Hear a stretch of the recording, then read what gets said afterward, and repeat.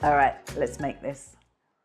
Hi, I'm Elaine from Foodbod Sourdough, and in this video we are making some different recipes.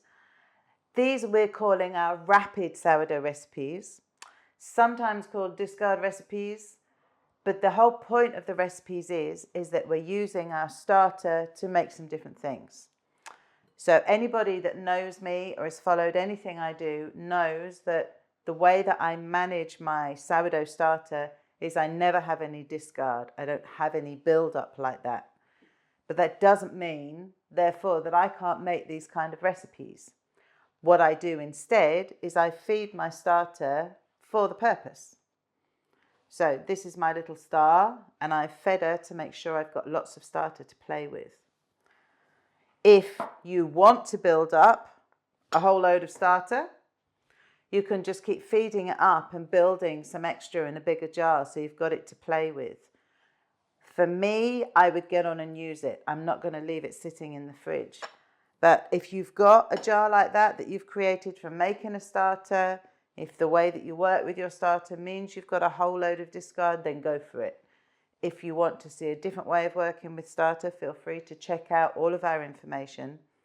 But for this, we're going to be making various rapid recipes, and this is the first one. So of course, where else would you begin but banana bread? And one of the beauties of these recipes, and especially something like this, is that you can use any flour. So this isn't like making a loaf where we need to consider the flour and its behavior. We need to consider a dough holding its shape. This is about us being able to mix up whatever we want because we know it's going to go into a tin. The tin is going to support it and it's going to produce what we want. So this is why we've got so many flours around. So you don't have to have these flours. You can see what you've got in the cupboard. But for me, when I make banana bread, I like using a bit of whole grain spelt with it, possibly a bit of the einkorn. Maybe you've got a flour in your cupboard that you've never tried. You just want to see what the flavour's like. So we can play around with this. The recipe includes 200 grams of flour. You could throw all different flours at that, or you could just leave it with just white spelt flour or all-purpose flour. So that's the joy of these kind of recipes. So let's get on with this one. So the first thing we're going to make is sourdough-based banana bread, and the purpose of using the starter in it, partly just because we can, and because it gives it an extra bit of flavour, extra bit of texture, and because it's fun. All right, let's make this. So we will have the written recipes available for you for this. But the key things we want, obviously, is our starter, our flour, some nicely overripe bananas, eggs, walnuts, optional. You could go for pecans if you prefer, or none at all. We've got baking powder, bicarbonate of soda, or baking soda, whatever you call it, and some honey, and some butter. Look at that, as if by magic. So the beauty of this is going to be all in the bowl. So we're going to get started. This is a beautiful autumnal day, as you may tell by the decoration behind me. We're coming up to Halloween. It's very bright. We have the sun low behind us, and it's driving James crazy. So you will see the light will change as we go on. So here we go. We have got a starter that I fed specifically for doing this. So we want 100 grams of this beautiful stuff. And you can use fed starter, unfed starter. Starter in any shape or form will do the job for this. Doesn't matter what flour it's made from. Doesn't matter if it's hungry. The whole point is that you can use your starter in any way you fancy. Okay, so don't overthink that one. Here we go. So because it's me and this is what I do, I'm just going to scrape my bowl round a bit and scrape it down because I can't help myself, because we like to keep these things tidy. So I have got my 100 grams of starter. And now I'm going to plonk that in there, zero it again. So we now want 200 grams of flour. I'm going to go with 100 grams of whole grain spelt flour.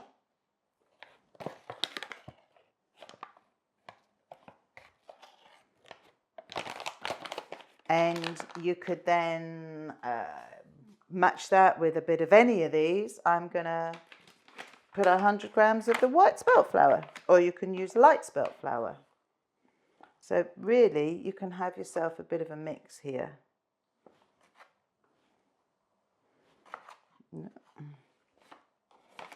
So just to cover it, the pan that I'm using is a standard 2-pound loaf pan. I've got a liner in it ready to go.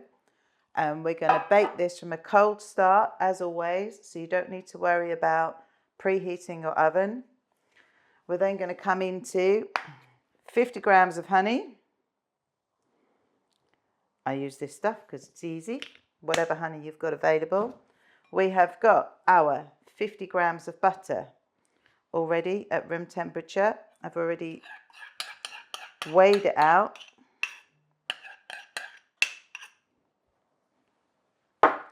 We are going to throw in, first of all, we're going to wipe the butter off our finger. We're going to mash up our bananas, ready to go, because that's what's going to add a kind of liquid to this.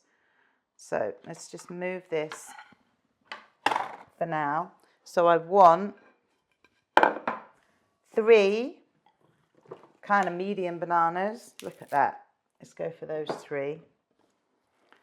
And all I'm going to do is roughly mash them. So it doesn't matter what kind of state your bananas are in. Doesn't matter if they haven't got much left in them in the way of texture or solidity. Let's put those in my food bin. As you may have noticed, Bob is doing what he likes to do, lying in the sunshine. So all I'm going to do with those is give them a rough mash up. So at the moment, the mix might look quite dry. This, your bananas, are going to be what gives it just an extra bit of moisture. So let's bring that bowl back. Let's just get rid of one of the spoons. You don't need both.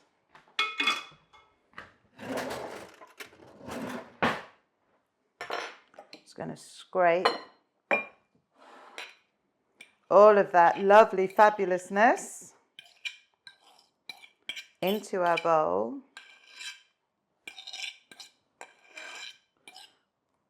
And whilst we're here, I'm just going to peel one of these ready for later for decorating the top. So we're going to keep this one whole.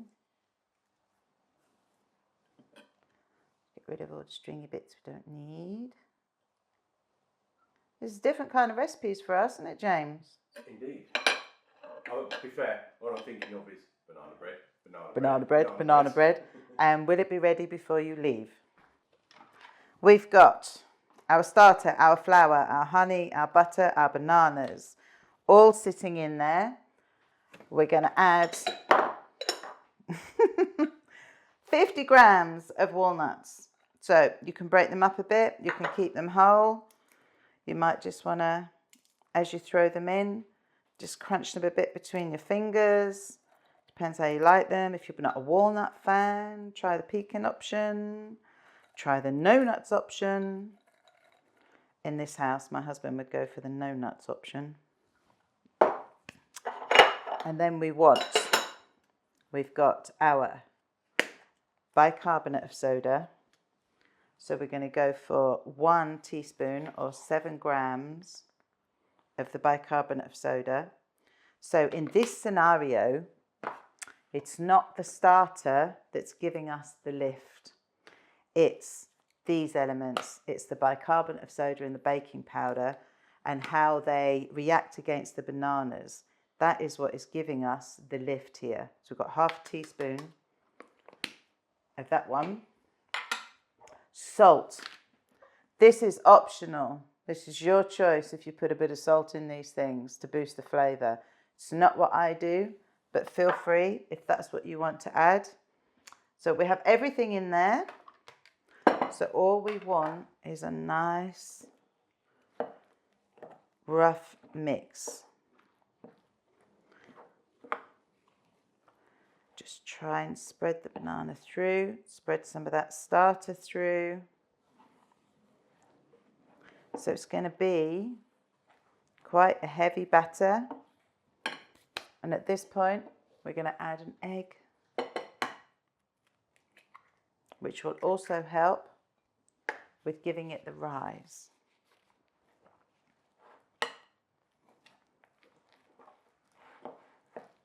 So it's a nice mushy mix. My preference is not to over mix it. You just don't want to have too much or any dry flour. But I want to try and keep the banana from actually just becoming liquid. So we've got the odd little chunk in there. And we're going to spoon it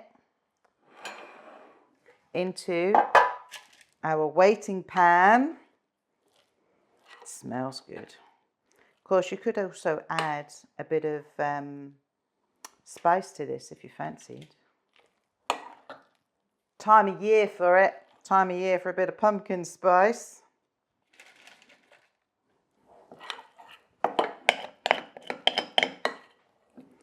So because I really want to get as much as I can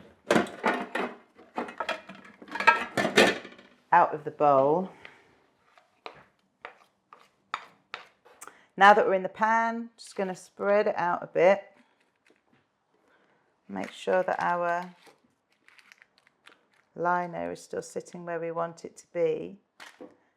And then with this one, with this extra banana, it's going to carefully cut it in half so that we can sit it across the top for a bit of decoration, but also so that then when you're slicing into it, you've got the odd little big chunk of banana. Now that's going to go in the oven. I'm going to bake it from a cold start. Yes, cakes, loaves, things like this can still be baked from a cold start. I'm going to turn the oven onto 160 degrees centigrade or 325 Fahrenheit for a fan-assisted oven or convection. Or if you don't have that, it's 180 degrees centigrade or 350 degrees Fahrenheit if you've got a non-fan conventional oven. So this is going to go in. It's going to sit there. It can be anything between 50, 60 minutes. But at some point, we're just going to use a metal skewer to see how it is in the middle. So this is our first of our rapid recipes. And in it goes. That's banana bread time. Look at that beauty. How nice does that look? And you know the best bits are either a bit with that lovely big chunk of banana on it or the ends. I'm a big end of the banana bread fan. So by the time my family come home, there probably won't be the end pieces left. I'm not going to try and manhandle that out onto there on film because it's going to take a little bit of wiggling. But there is our banana bread. Let's just check. Look at that. We are clean. We are baked. Nice. Enjoy. Get the kettle boiled. Get ready to tuck in. And the beauty of these recipes is you don't need to wait. Probably wait until it's settled a bit so that when you cut into it, it doesn't fall apart. But other than that, yeah. So I'm going to manhandle this out so that it cools down. But look online, find the banana bread recipe, play around with the flours, chuck different things at it, and have fun with your starter. James, get the kettle on.